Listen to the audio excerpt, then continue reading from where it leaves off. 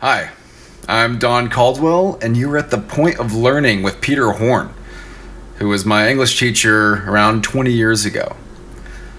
So, about 5 years ago, I stumbled upon a political debate on Facebook, and it led me to recommend that Peter read Jonathan Haidt's The Righteous Mind: Why Good People Are Divided by Politics and Religion.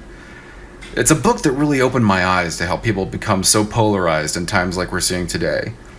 And it really changed my own approach with how I view political and religious disagreement, especially with how things have changed with the advent of the internet and social media. Well, it looks like Peter took my advice and not only read the book, but was able to book Haidt for an interview on this podcast. So without further ado, I give you Jonathan Haidt and Peter Horn.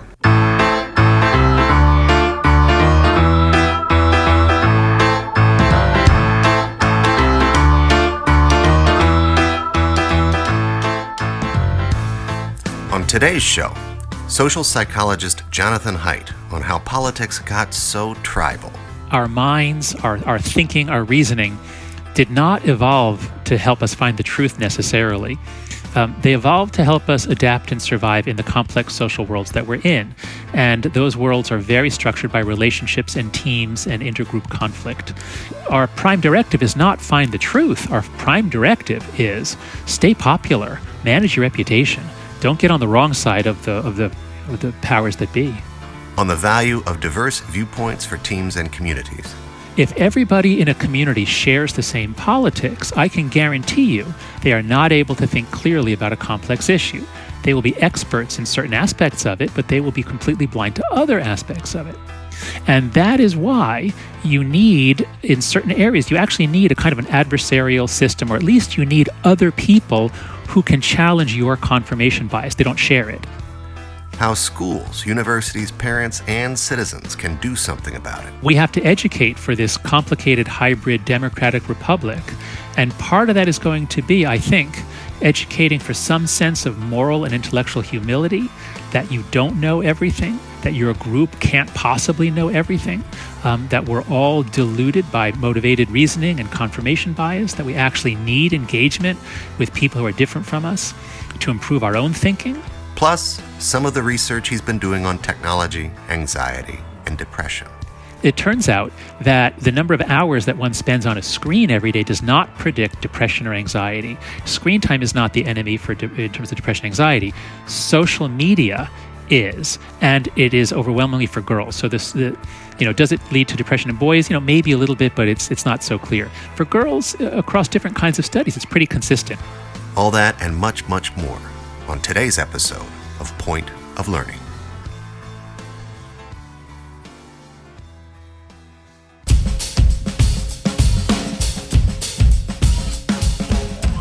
Social psychologist Jonathan Haidt is the Thomas Cooley Professor of Ethical Leadership at New York University's Stern School of Business.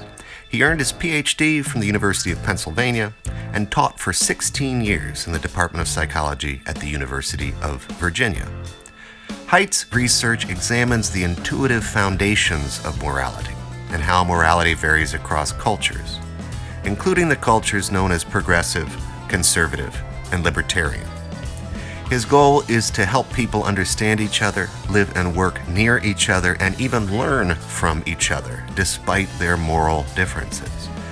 Haidt has co-founded a variety of organizations and collaborations that apply moral and social psychology toward that end, including heterodoxacademy.org, openmindplatform.org, and ethicalsystems.org. All those links are available on the show page for this episode. Haidt is the author of the book, The Happiness Hypothesis: Finding Modern Truth in Ancient Wisdom. But we're mostly drawing today on ideas from his two New York Times best-selling books, The Righteous Mind: Why Good People Are Divided by Politics and Religion, and The Coddling of the American Mind, subtitle, How Good Intentions and Bad Ideas Are Setting Up a Generation for Failure. That was co-authored with Greg Lukianoff. Haidt has written more than 100 academic articles. In 2019, he was inducted into the American Academy of Arts and Sciences and was chosen by Prospect magazine as one of the world's top 50 thinkers. As of this month, his 4 TED Talks have been viewed nearly 8 million times. He's been interviewed by Bill Moyers, Bill Maher, Joe Rogan, Krista Tippett, Stephen Colbert, and Alan Alda, to name a few. So I was more than a little fired up that he accepted my invite to chat over Zoom in early June. So based on your work and what you're seeing right now as you visit schools across the country, what are the most urgent insights you'd like to share right now? I wrote this book, The Coddling of the American Mind, with Greg Lukianoff, and it's about a variety of problems that are besetting Generation Z, so kids born in 1996 and later. What is happening everywhere, every university, every high school, every middle school, is a big increase in depression and anxiety. And there have been surveys of college presidents in the last couple of years saying, what are your top concerns? And the number one concern across the board, the most widely cited issue is mental health services, the rise of depression, anxiety, self-harm, and suicide. So something really big is happening to American kids. It began happening around 2012. The graphs of the rise of depression and anxiety, they just take off like a hockey stick, for girls especially, around 2012, plus or minus a year or two. It's similar in Canada and the UK. And we can talk about other countries. It's not, very clear in the English-speaking countries. I don't have as much data on other countries.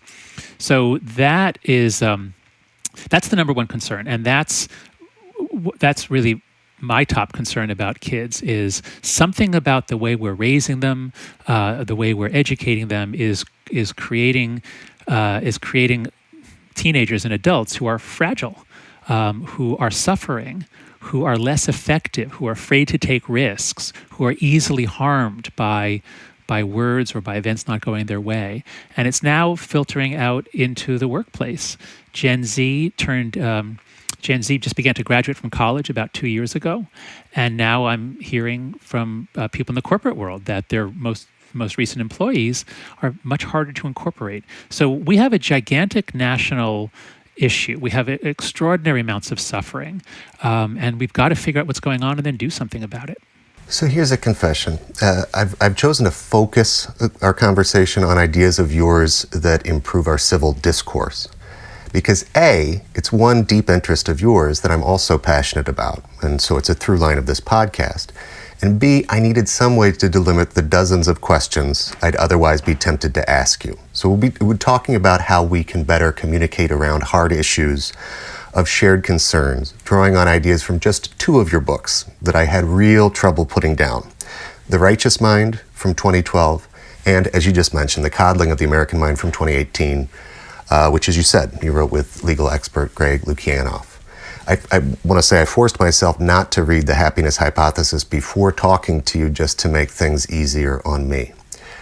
So to start off with a softball, drawing on Sam Gosling's work, you've written that it's possible to guess people's political leanings at better than chance levels just from looking at photographs of their desks.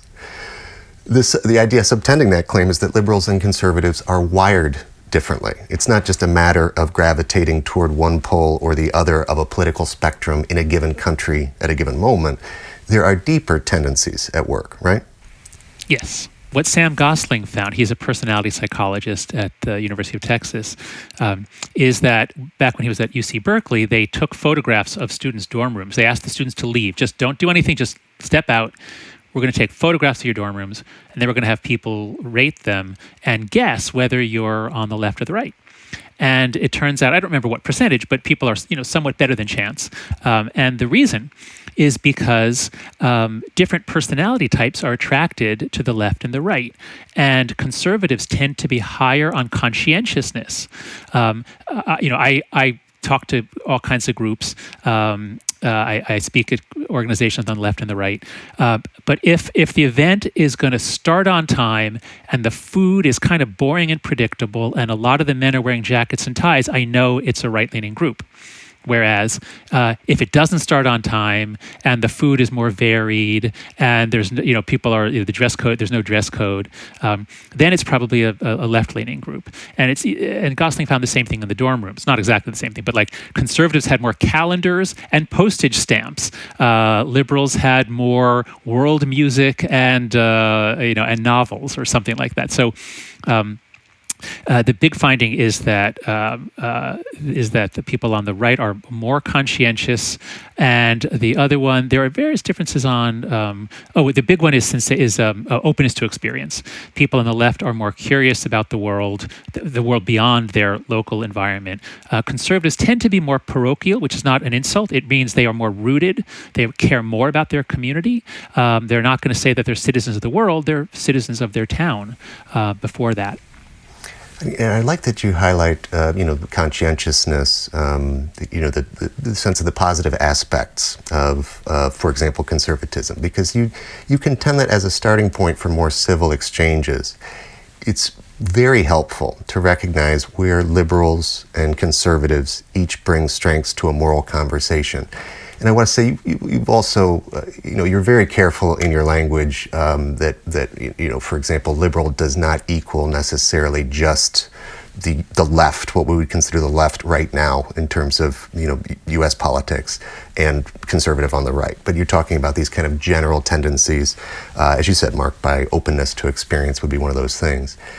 So I noted when you were talking a few years ago with Krista Tippett, you said, what I'd like to see is a revamped civics curriculum where we teach very explicitly the long tradition of left-right, to teach what each side, where their strengths are, where their excellences are, because both are essential. One without the other creates an unbalanced American civic order. You need a party of progress or reform and a party of stability and order. So I just wanted to see if you'd be willing to riff on that for a little bit, because certainly, yeah. Oh yeah, I can riff for as long as we got on that one. So, I guess I always like to step back before I answer a question and bring in the relevant psychology. Please. But the relevant psychology here is that our minds, our thinking, our reasoning did not evolve to help us find the truth necessarily. They evolved to help us adapt and survive in the complex social worlds that we're in. And those worlds are very structured by relationships and teams and intergroup conflict. And so we are very, very good at finding reasons to support our team or ourself. As soon as somebody accuses you of something, your mind goes into overdrive finding reasons why you are innocent, and your spouse, if that's the person accusing you, is guilty or is guilty of hypocrisy as well. And why did she say this? And didn't yesterday she just did that? So we go into legal mode automatically. And when we are considering any kind of policy issue, should we raise or lower taxes? What should we do for our immigration policy? Whatever it is, we don't say, what's the argument on both sides? What's the evidence? We tend to start by preferring one solution or liking one side. If it's a politicized issue, it's the one that our team has already staked out for us. And then we're really good at finding evidence to support what we believe, and we're really good at batting away any counter evidence. And this is why you can't change people's minds just by giving them reasons. You yourself are surely open to reasons and reasonable, but all those people you talk to and argue with on the other side, they're just so pig-headed. All right, so that's the relevant psychology. It's called motivated reasoning or confirmation bias. Given that, if everybody in a community shares the same politics, I can guarantee you they are not able to think clearly about a complex issue. They will be experts in certain aspects of it, but they will be completely blind to other aspects of it. And that is why you need, in certain areas, you actually need a kind of an adversarial system, or at least you need other people who can challenge your confirmation bias. They don't share it. And that's why in our legal system, we instantiate the idea that there's going to be somebody, one attorney on one side looking for evidence to defend the client, and then there'll be a prosecutor looking for evidence to convict the client or the accused, whoever it is. So we need other people to challenge our confirmation bias. Journalists understand this. They try to get both sides of a story. You can't understand something if you just have one side. All right, so that's the relevant psychology. Now back to your question about a civics curriculum. So I was always on the left growing up. I'm a kind of a stereotypical. I'm Jewish, raised in the suburbs of New York. I went to Yale, so I never had a conservative thought in my head, nor did I ever meet a conservative person that I knew to be conservative. Pretty much, I'm exaggerating. I mean, there were a couple of conservatives at Yale, but very few. And it wasn't until I began studying political psychology in my 40s at the University of Virginia that I set out to teach a graduate seminar on political psychology. And it's only then that I actually set out to understand conservatives. And I subscribed to National Review. I watched Fox News. I tried to meet conservatives and talk with them. And what I discovered is that talking to people who didn't share my worldview was the most enlightening thing I could do. I learned more from that reading and conversation, than I could from any 10 issues of The New Yorker and The New York Times put together. So we actually need other people to help us see the full story. And the long tradition of left and right can be defined almost in this way. The people who sat on the left side of the General Assembly in Paris during the Revolution were the ones who wanted more change. And, I don't know if they said kill the king, but, let's knock down this rotten structure and, we need progress. And the people who sat on the right side are the ones who said, no, don't rip up everything. There's value in tradition. There's value in order. And that's a perennial debate in every society. And it's an essential debate in every society. You need a left and you need a right. Now, I'm not saying that the two parties in the United States now are equally sane or equally correct. I'm just saying that if you just have one view represented, I can tell you in advance where this is going to go wrong, what kinds of excesses there's going to be if there's not people and institutions on the other side pushing to get a balance. You've even noted that in talking about how essential this is, I have two questions. One is about our this cognitive bias toward confirmation, toward finding evidence that supports our own view, but overlooking, kind of cherry picking to overlook the data that could disconfirm it, right? What would be the evolutionary advantage of that to your way of thinking about it? So let's look at our sense perception, which is extremely good. Our eyes, our ears are amazing. And, it's not adaptive to misjudge the thickness of ice that you're walking on or to, not see a tree that's in your way. So our visual systems, our auditory systems are superbly tuned to aspects of the physical world that are really there, that matter for us. Okay, but what about our social cognition? Is it essential that we understand the true nature of immigration? Is it essential, or gender? Is that really essential? Or is it more essential that we not get kicked off the team or ostracized? I see. The penalty for deviance is traditionally not death. It's traditionally ostracism. You kick people out. I'm reading a lot of Roman history and the Stoics. Sure. And, it's true the emperors would sometimes demand that somebody be killed, but more typically they just say, no, you're banished. You have to go off to a little island someplace. So this is the ancient human thing, is that people who are deviants, we get rid of them. And that, in the old world, meant death. So our prime directive is not find the truth. Our prime directive is stay popular, manage your reputation. Don't get on the wrong side of the powers that be. That makes a lot of sense. Again, on confirmation bias, you've noted that there has even been research trying to train people, how to question their own assumptions, but that nobody's really found a way to do it, that works. It's very hard to train people to do it. So in fact, if you're going to try to understand an issue fully from a number of different vantage points, really you do need other people. Right? That's right. There's research on, the psychological term is debiasing. Can we train people to overcome their biases? And there's a review paper on this by Scott Lilienfeld. And my recollection of this paper from 10 or 15 years ago or more was that no, there was no technique that has been shown to really work. You can train people to see all kinds of biases, and boy, can they detect them in others, but we're just not good at detecting them in ourselves. We don't want to. There's not really any payoff for it. And so the only really reliable way is another person. and another person that you have some relationship with so that you're not going to just reject them. So the internet, in theory, hooks us up to the world. We have the world's information at our fingertips. It could be great for this.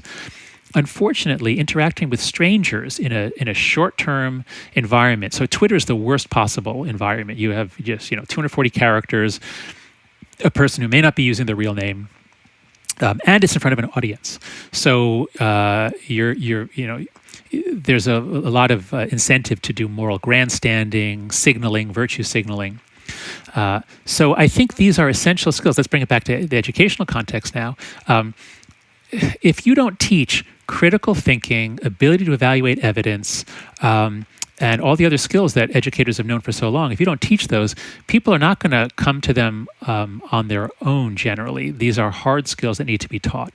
But as I understand it, the research on critical thinking, there was a lot of it in the 80s, I remember. It didn't come up with a lot. Like, it's very hard to teach these things. And so I, as a social psychologist, I tend to say, well, often the solution is not to be found in cognitive psychology. It's to be found in social psychology. If you really want to make people into critical thinkers, don't teach them, modus ponens arguments, or don't teach them 6 different, fallacies or syllogisms. Teach them humility. Teach them that you're wrong far more than you could ever realize. Teach them that it's actually fun to learn. And the best way to learn is to approach people with an attitude of curiosity, not hatred. Curiosity. Teach them a habit of seeking out other people for conversation. And that will create a person who ends up getting much closer to the truth. See, I was naive maybe when I was teaching high school. About the time that I was, I'm going to say around I was 30, so this would be like 2005, the top of... well, what did you teach them? What did you tell them to do? This was the thing. I thought if I taught kids how to construct effective arguments, it's pretty much what you just said. How to spot logical fallacies, because it's very difficult to teach kind of effective reasoning in a positive direction. But if you can recognize some of the ways that reasoning is liable to go wrong, whether it's hasty generalization or a post hoc, fallacy, if you can recognize those kinds of things, then it's possible perhaps to work backwards, right? We included. For a different species it would be. Just like when my wife and I, we teach our kids about healthy eating. Does that have an effect? No, because they're not motivated to eat healthy. They're motivated to eat sugar and salt and fat. Well, here's what turned out. We did do some of what you were just talking about in terms of trying to find reliable information, right? And that includes navigating the dizzying array of internet sources. But this metaphor that you use, which is probably one of the first places in the righteous mind where I was like, oh man, that's me, is something you alluded to a few moments ago, that we all believe that we are scientists, just looking for data. That we believe that we have this rational mind where we go out and do that. But in fact, what we're doing is lawyers making cases post-positively, for what we already think is true, and we are establishing those justifications afterward. That's the heart of the righteous mind. That's the first principle of moral psychology. That's right. But what I did find that helped when we would do a unit on rhetoric and argumentation was the environment that had already been established in the classroom. And so that we framed it, I was very careful because, high school kids in particular, if they've been through this is in an English classroom, I should say, after they've been through enough social studies, they can start to think that, a debate, anytime you call something a debate, it is about, points, scoring points, winning, and winning and losing face. So it would always be a kind of argumentative discussion or conversation. I would use that form. But then I found that it was really the comfort level, as you said, the relationships between the kids, because it was a place. And I tried to make very sure that they weren't also trying to, say things that they thought that I would agree with, because I laid out that's the opposite of what we're talking about here, though that's a difficult, it's a heavy lift, as I was talking about with John Zimmerman a couple months ago, when you're the teacher and you have the grade book and so forth. But to the extent that people were able to do it, they were able to do it because they trusted that they wouldn't be piled on, that they wouldn't be that they wouldn't be ostracized. There wouldn't be like ad hominem attacks coming in their direction, and that we'd keep it to the ideas. But that is not something, as you said, that you can just walk up and do with somebody. It depends on a relationship that you have and some kind of trust that it's going to be okay to do that, because it's hard. Mm-hmm. That's right. And what year were you teaching? Tell me again the years you were teaching? I did that from like 2005, I'm going to say, up through 2015, about 10 years. Okay. So actually, let me ask you, because the social media changed radically between 2009 and 2012. Before 2009, Facebook, MySpace, all those things, it was just like, here I am, here, look at all my friends, look at the music group, the bands that I like. In 2009, Facebook introduces the like button and Twitter copies it. Twitter introduces the retweet button and Facebook copies it. And so suddenly social media is much more engaging, addicting. They've got huge amounts of information about each user. They use that, they algorithmicize the newsfeed. So 2000 to 2012, we go from social media being pretty benign to it being an outrage machine, facilitating call-out culture. And these are exactly the years when American teens flood onto social media. If you look at data on what percentage we're using it, like Facebook, what percent we're using a social media site every day, in 2009, it was much less than half of high school students were, but by 2011 or 2012, it was a large majority were. So that's when everything changes. And when I go around speaking at high schools, middle schools, elsewhere, I always ask the students about call-out culture, and they all recognize it, and they all hate it. For those fortunate enough not to be familiar with call-out culture, it refers to a form of public shaming that takes place online, usually on social media, especially Twitter. Call-outs often aim to hold individuals and groups accountable for objectionable statements and actions, but they usually end up raising the level of outrage for all parties. So for a generation that's been raised where one word out of place, or even not out of place, just anything you say can be taken out of context and blown up, and someone can put a spin on it and put a meme next to it. So you can be socially destroyed at any time. And I do think this is part of the reason why anxiety takes off, especially for girls in 2012, because that's exactly when they got on social media, and I think the girls really suffered from it much more than the boys. Boys are mostly doing video games more than social media. So to bring it back to what we were just talking about, you can try to teach critical reasoning skills, but I would guess that teenagers, high school kids, are vastly more concerned about the social dynamics on social media than they are about detecting a fallacy in somebody's argument. For more thoughts on establishing a classroom environment where students are inclined to develop the trust necessary for deeper conversations, check out Point of Learning Episode 3 with guest Paula Roy. Also, I'm proud to announce that Point of Learning has been inducted into Lyceum, a new platform for education podcasts. Here's 30 seconds about that from the founder of Lyceum, and then we'll get right back to my conversation with Jonathan Haidt. Hi, I'm Zachary Davis. I'm the host of two podcasts, Ministry of Ideas, which explores the philosophy behind everyday concepts, and Writ Large, a new podcast about the books that changed the world. I love educational podcasts. I love listening to them and talking about them. I want everyone to have that chance, and so I've built a new platform called Lyceum, which makes it easy to discover great educational podcasts and have conversations about them. There are more than 1 million podcasts out there. We've done the hard work of sifting through them and finding only the very best education shows to listen to. Shows like the one you're listening to right now. So if you love learning, download Lyceum today on the App Store or Google Play, or visit us at lyceum.fm. That's lyceum.fm.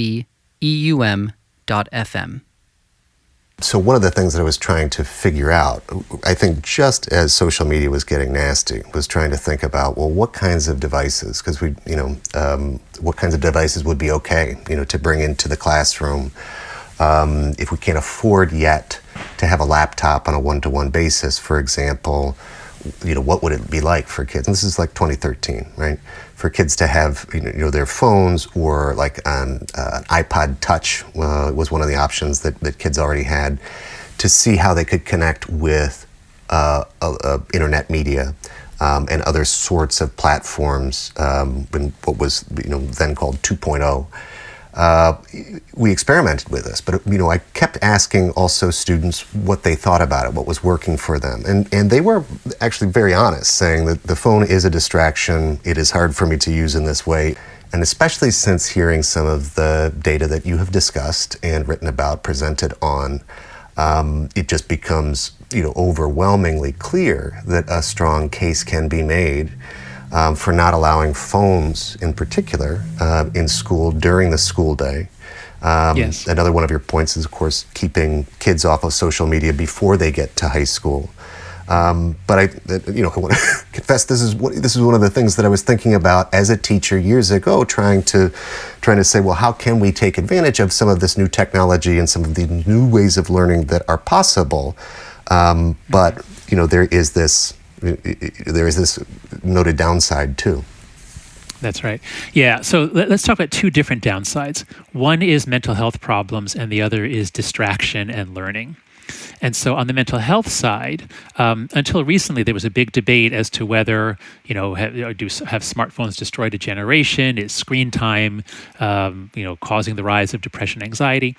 And so I got into that debate because Greg Lukianoff and I covered it in our book, and we focused on social media. But when we wrote the book, we did say that limits on screen time, because it will push out. If you let these devices are magical, and if you let a kid have unlimited access to them, it's going to push out other activities. So there's a lot of concern about screens and phones.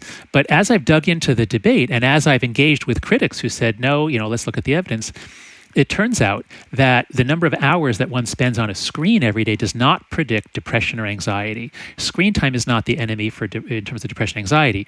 Social media is, and it is overwhelmingly for girls. So does it lead to depression in boys? Maybe a little bit, but it's not so clear. For girls, across different kinds of studies, it's pretty consistent. It's not a huge effect, but it is clearly, I believe, clearly a contributor. So there's a really, really strong argument to be made for trying to keep kids, especially girls, from even getting a social media account until high school. They're supposed to wait till they're 13, but when my son entered middle school, age 11, he said everybody else has an Instagram account. Everybody just lies. This is a really, really bad idea and I think it contributes to the mental health crisis for girls. So anybody out there, especially if you're in a middle school, remember, the parents can't just make the decision themselves, because if your kid says, but everybody else is on it, I'll be excluded, and no parent wants their kid to be the outcast. So we all need help from administrators, especially middle school principals, teachers, to say, parents, please don't even let them get an account until high school. All right, that's the mental health. But what you're talking about is more the distraction issue. And what I can report there is that I've always, in my courses at UVA and especially here at NYU Stern, where I'm teaching MBA students in their 20s, I've always laid out, here's the problem with distraction. We all think we can do multitasking, but we can't. So I'm going to let you have your laptops or devices as long as you all say out loud this pledge that you will not use it for anything other than class activities, that you will not shop, you're not going to do email, you're just going to do it for class activities. And I've always done that because I want to trust my students. But only a few years ago did I think to ask. And it turns out they don't want it. Not all, but when I put it to a vote and I say, okay, how many of you think we should have just a no devices policy? Most of the MBA students say yes, because they know if there's a screen in front of them, they can't pay attention to the lecture. And even if they're trying, the person next to them is now multitasking, and okay, why don't I do that too? So, and that's for 27-year-olds. Yeah. Think about being a 15-year-old. And this is laptops we're talking about. Now, a laptop, of course, gives you access to everything, but a touch screen gives you a reward faster. A touch screen is more immersive, more engaging than is a laptop. So I think it is really important for K-12 educators to do everything they can to keep kids away from especially from their devices. There may be reasons why you'd need a computer at times, of course, but if they have access to their own phone, how can they possibly resist? There are so many psychologists in Silicon Valley who are experts in keeping that kid on his phone. The attention economy, yeah. So it's crazy that schools let kids have phones in their pockets or even their backpacks, because they'll use them during class breaks. They'll sneak into the bathroom. So I feel very strongly about this.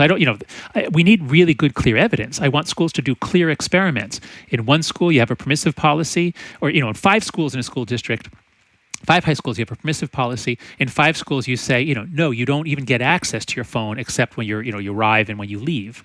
We need good data on this. I really applaud bringing kids in on the conversation and the discussion, as opposed to there would be some administrators whose temptation would be like, oh, this is bad, so we're going to ban it, and kids wouldn't understand why or what was going on. They wouldn't have heard about the evidence, let alone been involved in any kind of participatory action research that might help them understand, okay, well, this is what's happening here. Because, of course, if we're trying to think about their making better decisions, but also participating as citizens in that school community, in the classroom and in the school community as agents there, my bias is toward trying to involve the students, especially at the high school level, as much as possible. So this is what we think is right, and here's why. Yes, no, I think it's so important to bring the students in. One of the really good things that I've learned about Gen Z is that they are not in denial. So I've spoken at a number of middle schools and high schools, and of course at colleges. And, I lay out, look, here's what's going on: high rates of depression, anxiety, fragility, overprotected, risk averse. It's a pretty damning portrait of their generation. I don't blame them for it. I explain how this happened, that adults following good intentions were trying to help them, protect them. So I'm not blaming them, but it is a pretty negative portrayal of their generation. And at the end of the talk, I generally say, okay, if you're born after 1996, if you're a Gen Z student, what do you think? Did I largely get this right, or is this a mispresentation of your generation? And it's overwhelmingly, it's usually around 100% say, yes, this is right. Because they recognize that they're suffering from anxiety and depression. They recognize that social media callout culture is damaging them. They hate it.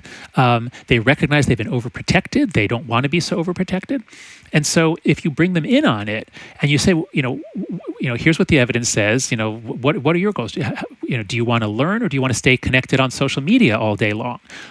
No, as long as everybody else is off, I wouldn't want to be off if everyone else is on, because I'll be left out. But if everyone is off, and so I think we have to recognize kids are caught in a lot of economists call them social dilemmas, or cooperation games, where everybody's better off if nobody does this behavior, but each person is better off doing the behavior.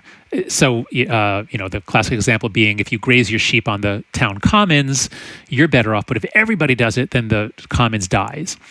And so kids are trapped in a lot of those things. And you know what? In Silicon Valley, they know that, and they engineered it that way. That's the way they can get everybody on.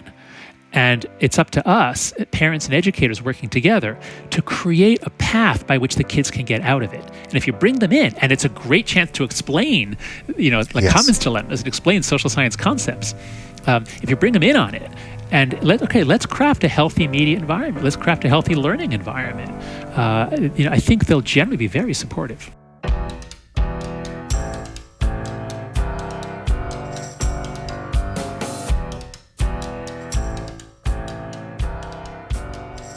So rising rates of depression and anxiety, particularly in girls, the dangers of social media, these are a couple of the topics that you discuss as some of the intersecting strands at work in the coddling of the American mind. I wanted to talk about another one. I'm very interested in the link between free play and democratic skills, especially at this moment we seem particularly inept at working through disagreements. So this is one of the phenomena you talk about. First, what is free play? So free play is what mammals do.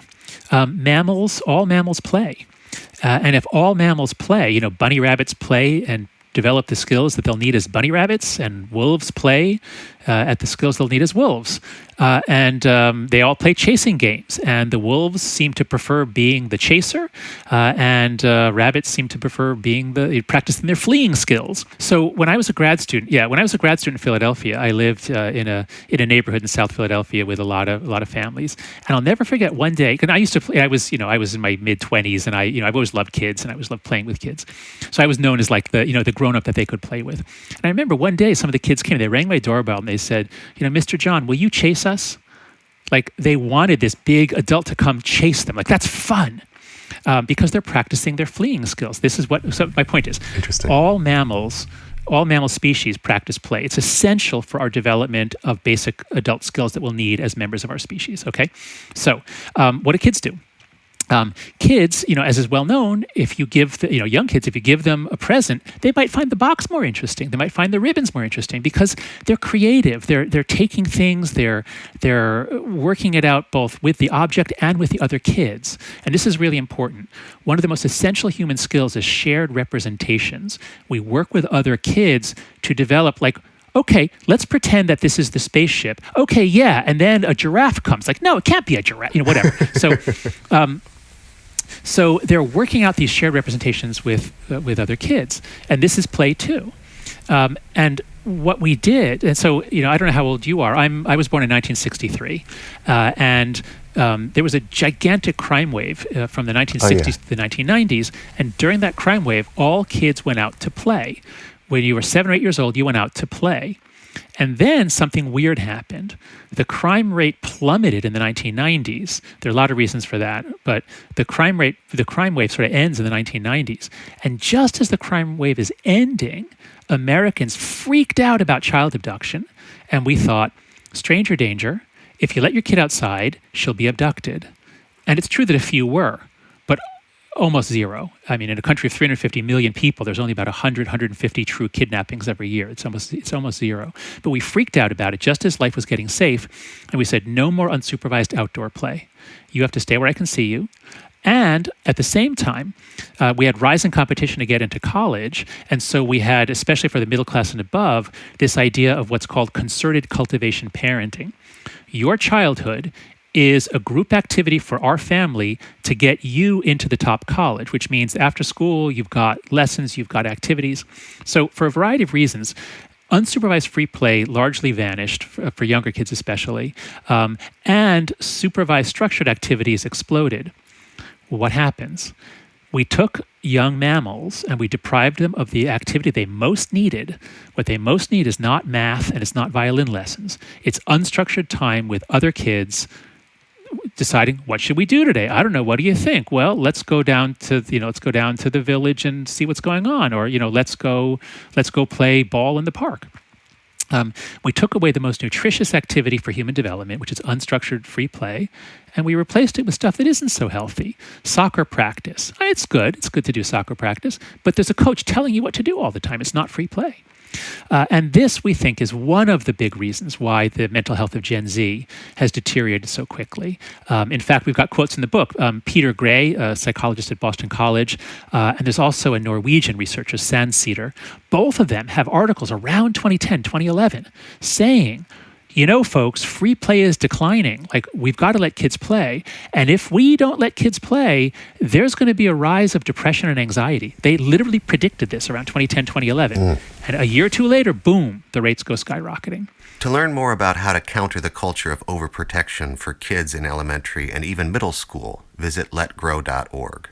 There's a link on the show page. And so as far as, the working things out aspect, you noted that free play is always voluntary, right? Mm-hmm. Anybody can quit at any time, and which would disrupt the activity.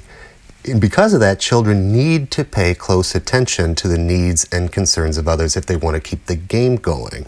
Exactly. As opposed to the coach saying, hey, you stay in there, right? So they got to work out conflicts over fairness on their own. No adult can be called upon to side with one child against another. That's right.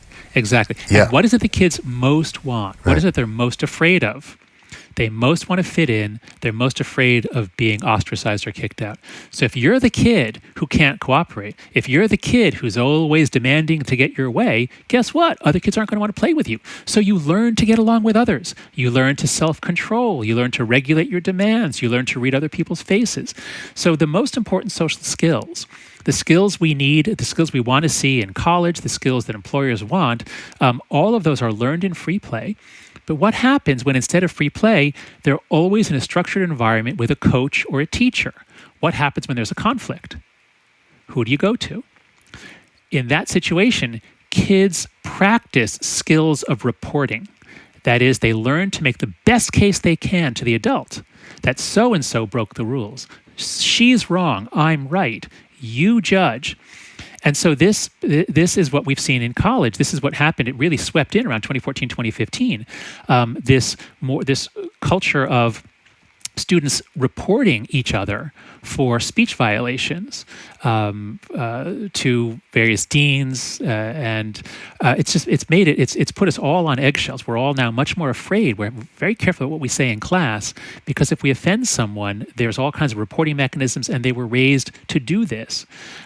It's not good for democracy. It's not practice for a complicated, diverse society. It's fomenting an attitude of victimhood, is what some people say. I can distinctly remember in kindergarten, this happened exactly once, and it was recess. It was, again, supervised. And again, so just to give you, this is 1980, 81. I'm 45. It happened exactly once because this was supervised only in the sense that if somebody starts bleeding, somebody would notice, or whatever. I mean, there's somebody nearby, but that was not like interacting. I decided that wouldn't it be great when we're playing superheroes? Wouldn't it be great if I was a superhero that did not exist, called the king of the superheroes, who had all the powers of every other superhero? Like, I came up with this idea after somebody else had claimed Batman and Spider-Man and so forth. I came up with this idea. It did not go over well. And that was learned your lesson. They schooled you, and that was the end of the idea. Was that. I did not try that again. I was like, I guess that was. Could have been better considered. You've written about changing your mind, quite a bit. And this is a wonderful capacity, like compromise, that we don't talk about very often. But changing your mind quite a bit since your upbringing or your growing up as a secular liberal, in terms of how you thought about morality, politics, and religion. And I wanted to ask you about somebody that I've heard you, write about and speak about, who helped you with this, because this is a show about what and how and why we learn. I often ask guests about a teacher who had a strong influence on them. But in your case, I know that you've said some very, impressive things about Richard Schweder, the professor at University of Chicago, who was your postdoctoral advisor. What was it? Sure. So I went to Penn, and I had some wonderful professors there, especially Paul Rozin, a general psychologist who just had a love of learning, a love of psychology, just a rampant curiosity. And then also Alan Fisk, an anthropologist who first introduced me to cultural psychology, the first person who assigned me to read ethnographies, full portraits of other cultures.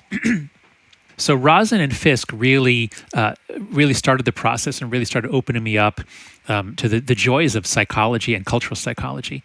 And both of them had worked with Richard Schweder, a psychological anthropologist at the University of Chicago. And my dissertation grew into a study of whether Rick Schweder was right in his debate with Elliot Turiel over the nature of moral knowledge.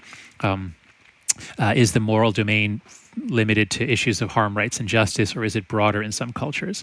And so for a variety of reasons, I ended up applying for a postdoc to go to Chicago, and I worked with Schweder for 2 years. And during that time, because I was working with Schweder, he had really good research contacts in Bhubaneswar, India, in the east coast of India, a city, the capital of Odisha province. So I got an award grant to travel there, and I did 3 months of field work. I mean, for a psychologist, it was field work. And what Schweder taught me was first how to think about pluralism. That is, it's not that there's one morality, but it's also not that there's no morality or that everybody is right. Schweder's view is pluralism. There's more than one right way. And Schweder was very influenced by Isaiah Berlin, the philosopher. And I think those skills, thinking about how can you live in a world where people have different values without retreating to relativism or nihilism? So I learned that from Schweder. The other thing I learned from him is how to appreciate a community that has a broader and more binding morality. So Schweder wrote about the ethics of autonomy, which we all know in the West, but there's also the ethics of community, sort of parochialism, everybody do your assigned job. It's very clear in Hinduism. And the ethics of divinity, norms about purity and pollution, and how you have a sacred essence within you that you must guard, which are at the heart of almost all the American culture war issues around sexuality, drug use, flag burning, all sorts of issues that seem, where the right seems irrational. It's often to people on the left, it's often because they have a broader moral domain. They're thinking about issues of loyalty, respect, duty, sacredness, purity. So Schwader really opened my mind to different moralities. And here I was very much on the left. I hated Republicans. I hated conservatives. And here I was now going to India trying to understand a society that was traditional, gender segregated, very hierarchical, very religious. And they were really nice to me. And they made it easy to like. And in that way, it opened my heart to really listen to them. And I'd done a lot of reading also. I was trying to understand their way of life. And Schwader really helped me with that. So when I think about my intellectual biography and all the great teachers I had from middle school, from social studies teachers in middle school through my AP history teachers in high school, through wonderful professors at Yale, grad school, and then on to Richard Schwader, it all ultimately prepared me to step out of my own moral matrix, my sort of network of beliefs that I got from being an American progressive in the 1980s, let's say. It all prepared me to step out of my own moral matrix and enter into the moral matrix or moral worldview of other people. And that's a skill that has been enormously valuable, especially as American society fragments, as our culture war heats up, as we descend into increased conflict. It's made it harder for me to be a full-throated member of any team, but I think I at least have an understanding of what's happening to us and why we're descending into madness. We're not crazy, we're not insane, but we are normal creatures who evolved for tribal intergroup conflict, who had the benefit of living in a society that was able to progressively dampen down those ethnic identities and other identities. Obviously not perfectly, but boy, the trajectory of the late 20th century sure was a good direction. Things got better decade after decade. And now, for a lot of reasons, the benefits we had, the factors that gave us more cohesion in the 20th century, a lot of them are falling away. So anyway, I guess that's a long-winded way of saying it's really exciting to study moral psychology right now, because at least I have the pleasure of trying to figure out what's going on rather than just the despair of seeing our society go to hell. We started talking about the difference between liberals and conservatives, again, in kind of general categories. And so you've used this very interesting metaphor, and this is going back to The Righteous Mind, whose subtitle is Why Good People Are Divided by Politics and Religion. And one of the things that you help, especially this liberal, understand is that you can through your metaphor of a comparison to almost taste receptors on a tongue, being aware that there are different kinds of things, different kinds of flavors that speak to different groups, and whereas everybody, liberal and conservative, can respond to ideas of care and fairness, liberals can often stop there, whereas in addition to that, there are these other values of autonomy, loyalty, authority, purity, or sanctity that are available to people on the more conservative side. And so a couple of things come from that. One is that, given the kind of bias of media and culture toward a kind of liberal perspective, conservatives are pretty comfortable, with the liberal world. They know where liberals come from. But so many conservative ideas don't really make sense to liberals, because they tick in these other places that are just, when you're talking about, sanctity and related to purity in India, that's something that was difficult for you to, grasp at first, and then it made sense and things began to open up because you're looking at something that is pretty different. Yeah. And so I was struck with what opens up as a result of thinking about these kinds of things, that there are different kinds of strengths or excellences that these different groups bring. But I also wondered, just in terms of, some of the images of this past week, you have like a Black Lives Matter slogan, certainly that talks about care and fairness, whether you're talking about equality or equity. But then you have Blue Lives Matter responding to that, which gets at some of those same things, but also brings in this value of authority, like we need law and order. Is this, would this be all right? I was just trying to think about some of the things that we've seen, including our president standing in front of St. John's Episcopal Church, clutching that Bible by his fingertips, as if he had just read like Ivanka's diary, talking about her, unloading about her narcissistic dad or something. He didn't really seem to want to touch it, but the symbols there were very powerful. Yeah, no, that's right. Yes, I think that whenever we have a big blow up, whenever we have a conflict that pits left and right in the United States, generally speaking, you will find the left is drawing on language and concerns about fairness, justice, equality, and also care, violence. So, the moral language of the protesters and of Black Lives Matter is incredibly powerful. It's accessible to everybody. I look out on Washington Square Park right now, and somebody had spray painted on the arch, BLM, stop killing my people. And so it's a language everybody understands. Now, conservatives tend to be also, they understand that, they care for their children, they care for their dogs. So it's not as though they don't have that. But conservative morality tends not to be built on care and compassion. It tends to be built more on notions of personal responsibility and duty and respect for authority and tradition. There are many kinds of conservatism and many kinds of liberalism. So we have the spectacle of Donald Trump, who is not a religious man, who certainly has not lived anything like a Christian life, holding up the Bible as a marketing tactic to speak to his core audience and to assure them, I'm on your side. So there's a lot we could say about the ugly politics of the moment and the moral and political entrepreneurs who simply exploit it for messaging rather than actually enacting it to create a better society. I guess if we're talking especially to educators, maybe we could wrap it up by saying, this is the messed up world that your students are all going to graduate into. And so to get back to your question about a revamped ethics curriculum, I think it's vital that we focus on educating students for democracy, which means appreciating that democracy is important and valuable and fragile. It doesn't come easily. We thought it did in the 1990s because America won the Cold War and there was no alternative.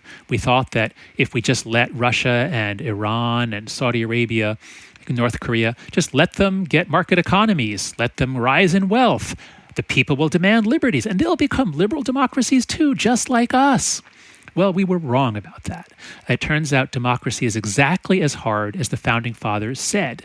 They said it was hard. In fact, they didn't want democracy. They wanted a republic with democratic features. Yeah. And they warned us about demagogues and the way that a demagogue will come and speak to the passions.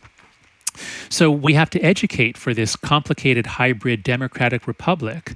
And part of that is going to be, I think, educating for some sense of moral and intellectual humility, that you don't know everything, that your group can't possibly know everything, that we're all deluded by motivated reasoning and confirmation bias, that we actually need engagement with people who are different from us to improve our own thinking. At any rate, I guess we'll just close by saying democracy is incredibly hard.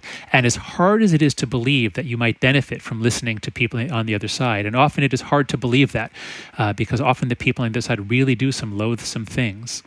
Or at least some people on the other side do loathsome things, and then we hate the whole side. I guess I would just urge that that in K-12 education, especially in high school, lie the seeds of redemption for our country. We are in a very bad state, headed in a very bad direction, and we've got to help the next generation learn to handle this difficult democracy and thrive in it and improve it.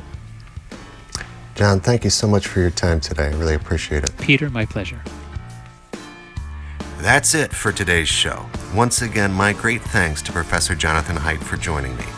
Together with co-editor Richard Reeves and artist David Cicerelli, Dr. Haidt has developed a lively new version of some of philosopher John Stuart Mill's classic arguments in favor of viewpoint diversity and free speech. That work is called All-1, and it's available as a free download at heterodoxacademy.org.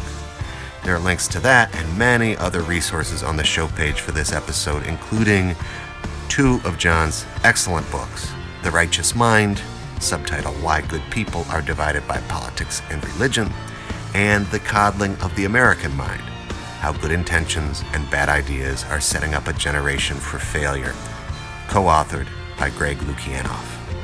All music for today's soundtrack was composed and performed by Schaefer James.